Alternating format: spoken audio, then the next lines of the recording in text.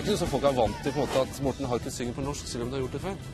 Og det er noe med de ordene også. Jeg synes det der med ord er ganske vanskelig, fordi ditt problem er ikke at du har vært lite synlig, men når du tar ord og synger norske ord, bruker norske språket, så blir det jo på en måte synlig på en annen måte, gjør det ikke det? Jo, hvis jeg først skal være synlig, så har jeg jo lyst til at det heller skal være meg, framfor alle disse her påklistra portrettene som jeg har fått i fanget opp gjennom årene. Så det er jo en prosess dette her også, hvor jeg kanskje rendyrker mer og mer jeg kan si mitt uttrykk. Det er jo for så vidt alltid mitt uttrykk, men du blir mer og mer fokusert på hvor du vil, kanskje. Og jeg er avhengig av å tenne på, nå skal jeg drive med det. Jeg gidder jo ikke å fortsette med musikk hvis ikke jeg får på nytt ny tenning, altså hver eneste gang. Det er helt avgjørende. Kanskje i motsetning til hva noen ville tro, at du skal nærmest klamre deg til det du kan, liksom. Tvert imot, altså. Det tror jeg sikkert gjelder for kanskje mange artister, men det er tvert imot. Du er nødt til i enda større grad å jobbe med ting som kan dra deg med, drive deg med.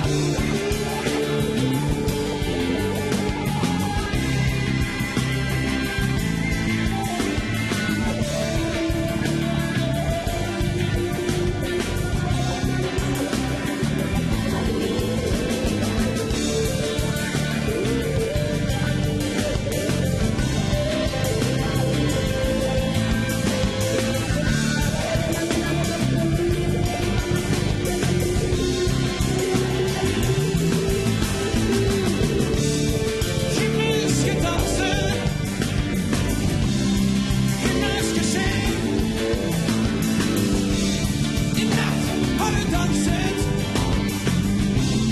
seg selv i hjel.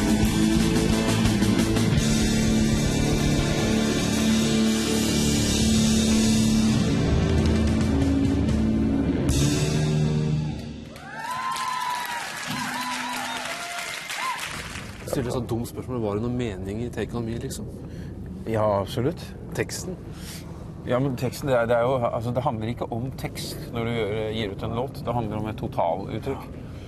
Men nå gjør det mer enn før, gjør det ikke det? Nei, egentlig er det et totaluttrykk der også, men for meg, det har ikke noe å si hva det handler om for meg, egentlig. Det som har noe å si er hva som skjer til slutt, på et vis. Men for meg så er jo det viktig, for jeg leiter jo etter tenning hele tiden. Det er jo det som er drivkraften, det er det som er surstoffet i det. Så tekst for meg er sentralt, helt åpenbart. Men om det er mening i en låt som Take On Me, absolutt. Det betyr jo ikke når vi snakker om å være opptatt av tekst eller innhold, at det skal nødvendigvis være dyptpløyende, eksistensielle, altså det er ikke det. Det er snakk om uttrykk, det er snakk om uttrykk for liv. Fra She Loves You, Yeah, Yeah, altså til Cohens, men Cohen også for den saks skyld, har jo spark og sleng som er bare humoristiske. Men er det om å gjøre for deg nå på en måte å skaffe deg et annet publikum? Og på en måte henvende deg til noen andre, skaffe deg en annen plattform? Nei, jeg tenker vel ikke sånn i det hele tatt. Jeg føler meg så fremmed når jeg blir spurt sånn. Det begynner ikke der i det hele tatt. Det handler bare om at jeg må tenne på det jeg jobber med. Altså 2 av sangene på plata er jo tekster fra den første boka mi, som kom i 77, da jeg var 18 år gammel. Tekster som jeg skrev som 17-åring, liksom. Så det... Og de har stått i bok, og de har blitt slakta og geniforklart i aviser helt fra Aftenposten til Klassekampen, liksom. Og det er veldig morsomt å se dem i et helt annet medium, og mot et helt annet publikum, i en helt annen bransje. Jeg liker det.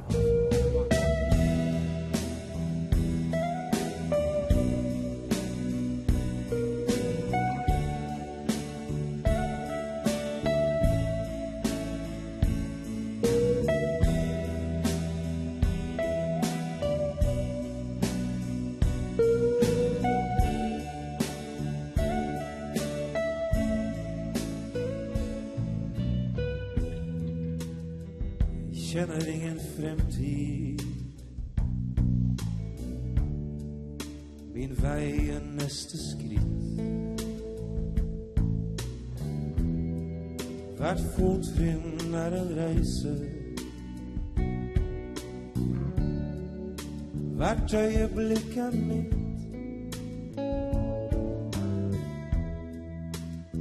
Jeg kjenner ingen fortid. Jeg rister støvet av min fot når jeg forlater alt min gårsdag er.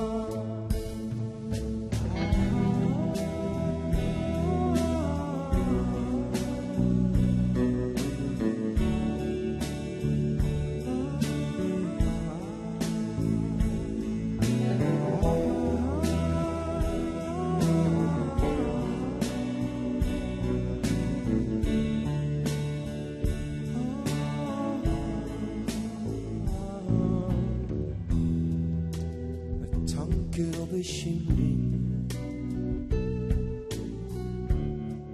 jeg gir min morgendag. Vil vente til jeg kommer med nye nederlag. Hvert tåre som jeg feller grunn av ting som var, vil stille nye spørsmål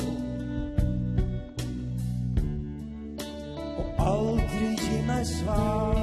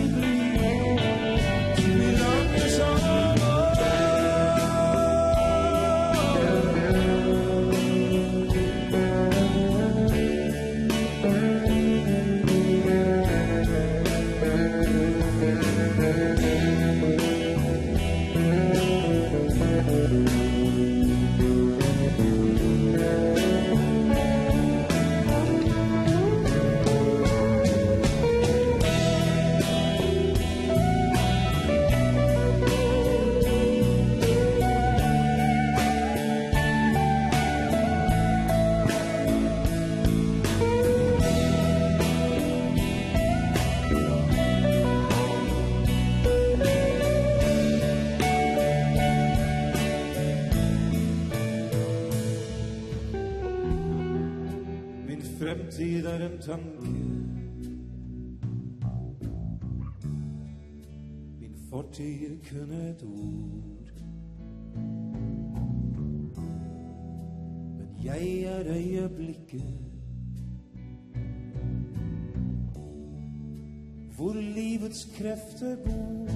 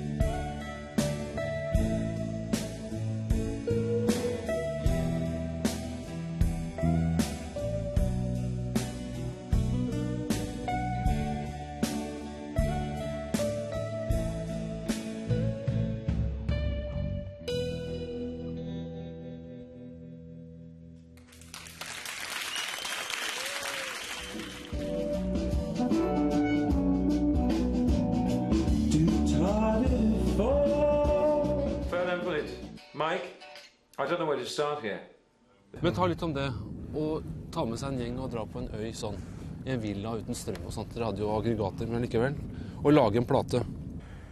Jeg har tro på det i de fleste situasjoner, så da har jeg tro på å dytte folk litt ut av det de er vant, de omgivelsene de er vant med, i forhold til kreativitet. Så står du der med en gjeng, at du kjenner dem ikke så godt fra før, men det blir ganske sammensveisa, og de skal på en måte gi dette her et uttrykk, og det blir ditt uttrykk, og det blir teksten etter Håvard, men alt sammen er i ditt uttrykk egentlig.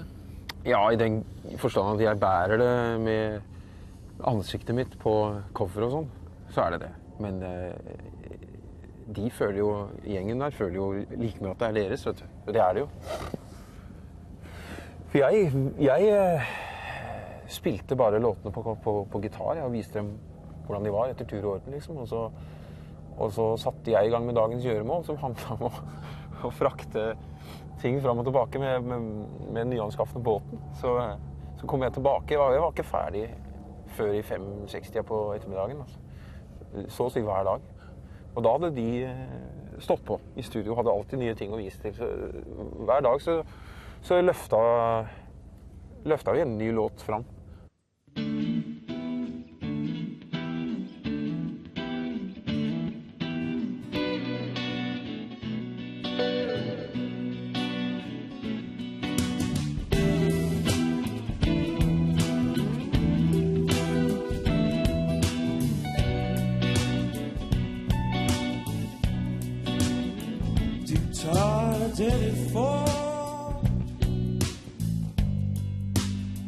Du tar det du ser. Du gir deg aldri. Hvis det fortsatt er mer. Du er på leting. Du finner alltid frem. Du har ingen fred. Du har ingen sted å gå når du skal hjem. Jeg kjenner deg nå. Jeg har hørt ditt hjerte slå. Og så jeg har prøvd å gå. Så ta meg ut dit jeg en gang fant fred. Kan du huske hvor vi er? Og så jeg er fremmed her. Ta meg ut, du vet hvor det er. Og jeg er fremmed her. Du later som ingenting. Du slikker aldri dine sår.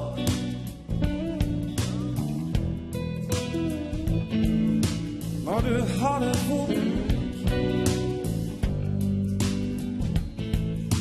er det du som slår. Du er enten snill eller veldig slem. Du har ingen fred, du har ingen sted å gå når du skal hjem. Jeg kjenner deg nå, jeg har hørt ditt hjerte slå. Og så jeg har prøvd å gå. Ta meg ut dit jeg en gang var fred. Vil du vite hvor du er? For jeg er fremmed her. Ta meg ut, om du vet hvor du er. Jeg er fremmed her. Jeg er fremmed her. Jeg er fremmed her. Jeg er fremmed her.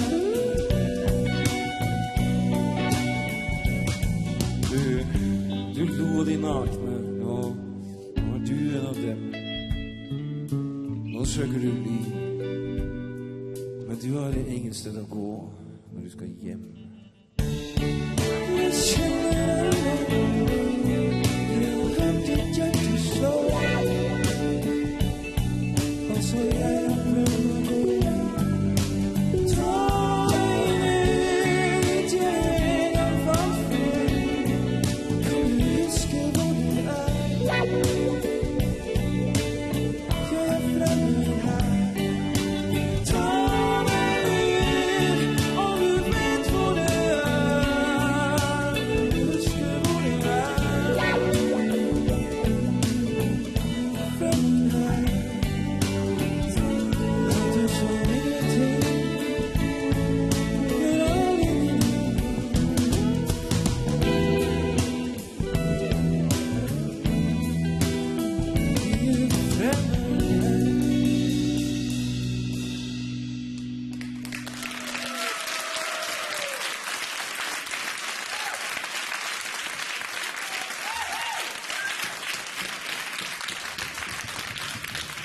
Tusen takk.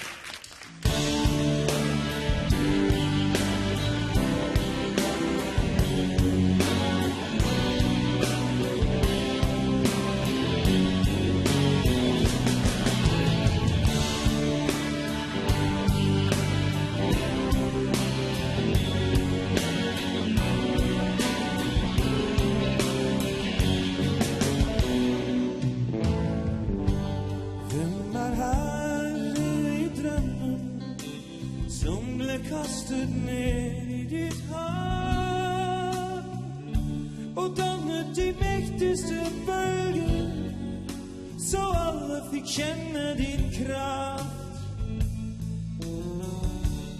Hvem vant det store slaget som ble utkjempet dypt i ditt land? Mellom ego og folket fra i år, hvem stod seirende fram i din drøm? Jeg tok en drøm og den opp, som nå går jeg rundt med en drømmende kropp. Jeg tok en drøm, slo den ihjel. Nå har jeg en lengsel i sjel.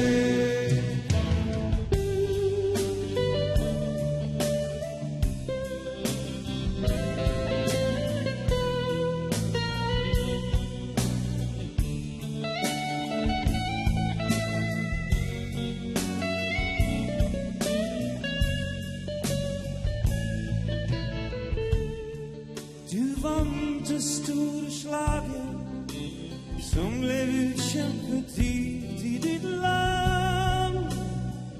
Mellom ego og folket fra i år, du står seirende fram i din drøm.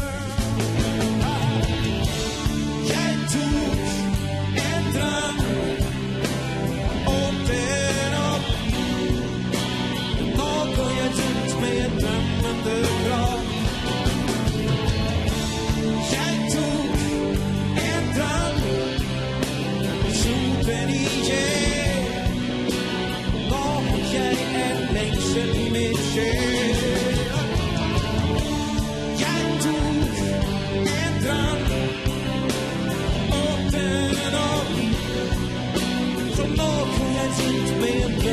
måneblå. Jeg tok en drøm, snoter i hjel. Nå er jeg en lengsel i min sjel.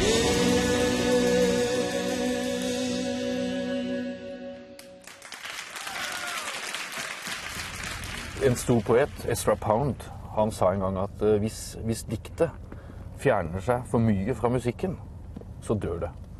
Og hvis musikken fjerner seg for mye fra dansen, så dør den. Så det er en sånn balanse der mellom...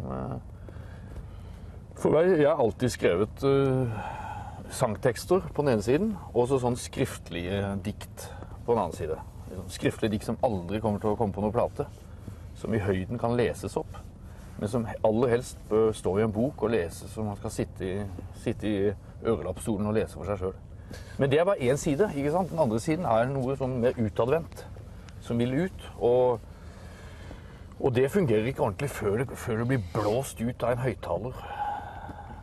Nei, så sitter oppe i Bredtvet kvinnefengsel, begge to, ikke sant? Og serverer disse tingene til kriminelle, som soner sine straffer for drap og tyverier og alt det der. Det er jo litt spesiell setting. Det var et fint publikum, altså. Vel, virkelig. Det var den store testen på tekstene, ikke sant? Altså, jeg følte ikke at jeg kunne stå der og ljuge. Da tror jeg ikke hadde følt meg veldig vel. Det er noe jeg aldri har skjønt med dere jenter. At dere tør å dele hus og seng, barn og kjønn, dager og netter med folk. Sånn fysisk sett er dere fullstendig overlegne. Det hadde vi aldri turt. Jeg opplevde den ikke så spesielt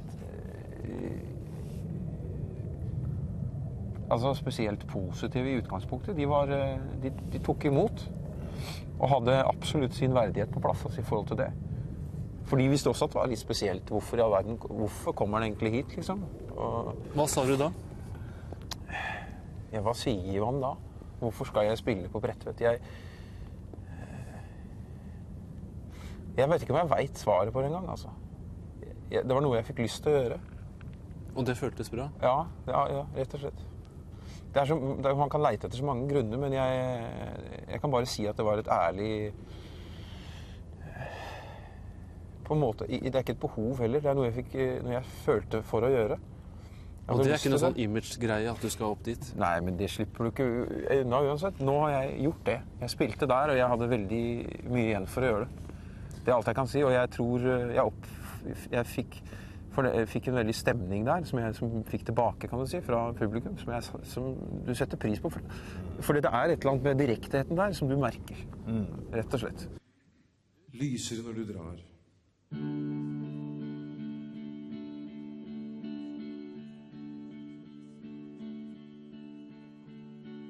Kan du se meg? Du vet jeg har gått meg bort. Du har en sjel så tom og sort. Løft meg, fri meg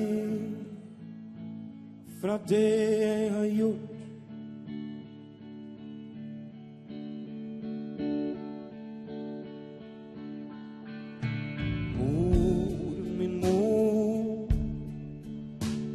Siger natten på. En liten pike ligger der du lå. Og jeg skal igjen lære meg å gå.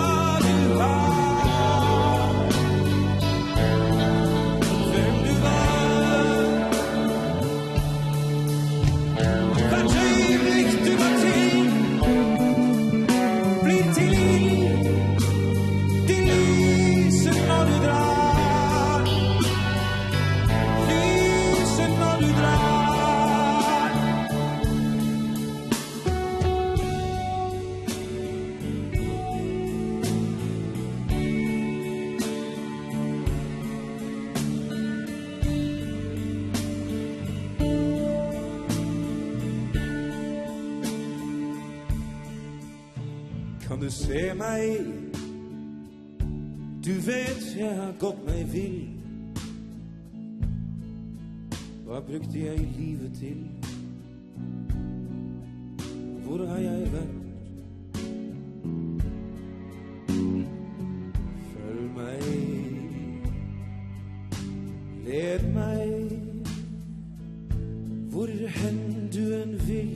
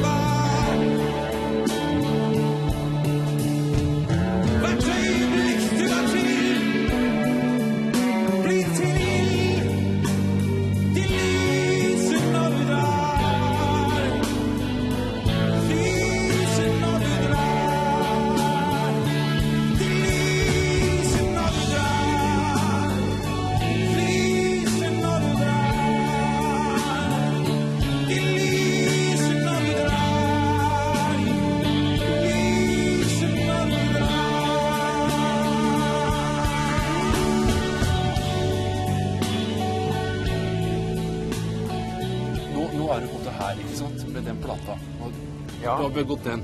Og så det ganske fort gjort at når kritikerne skal lage sinnegreier og folk kjøper det, så vil de på en måte plassere deg i en bås. Nå han der, sier man. Det han jo aldri, da. Det jo klart at det aldri stemmer. Det jo en egen prosess. Det der som har sitt egne behov og sitt egne mål. Men altså, for det som du gjør nå, det ikke uttrykk for at du skal lage en slags sånn sært avvik for å tilfredsstille noen som roper om mer mening og mer innhold. Nei, det ikke noe avvik. Nei, du gæren, det ikke noe avvik. Dette jo midt oppi det jeg opptar meg av nå, og som den jeg fullt ut, altså. Jeg I en prosess nå som jeg midt oppi, som startet egentlig I oppdriften som førte til Wild Seed-plata. Dette naturlig videre I samme prosessen.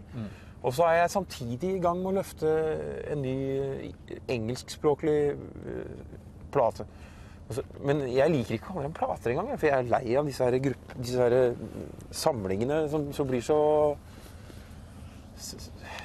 self-important på en måte. Det et eller annet der, altså.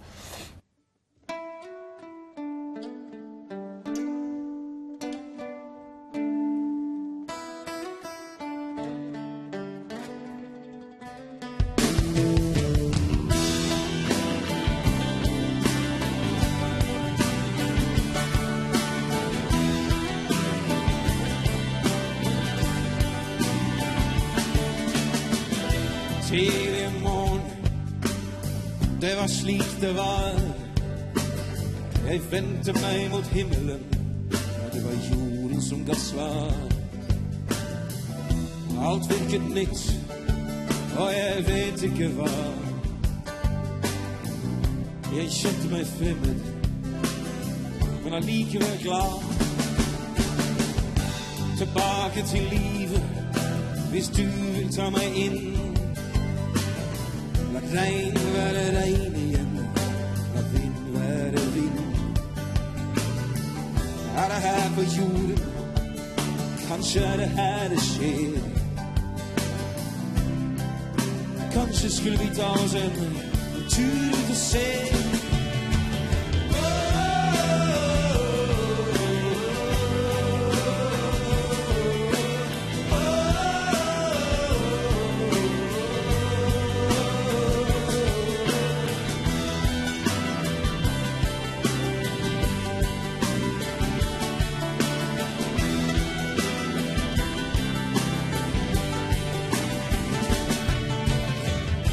Jeg husker ei jente, hun drømte seg mett, som mett av dager, som noen jenter jeg har sett. Tynget av forventning, så ynkelig og trett.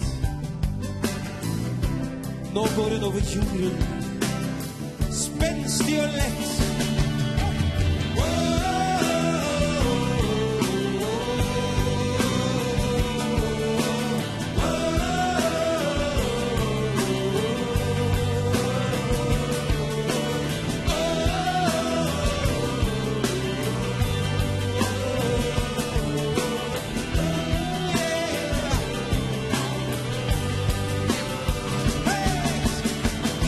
Se fuglene fly, la sjelen flyr med. Se alt på jorden hilse når en drømmer kommer ned. Se tvilen i tvil, se hva som bryter frem. Se alt på jorden hilse, verden drømmer som en hjem.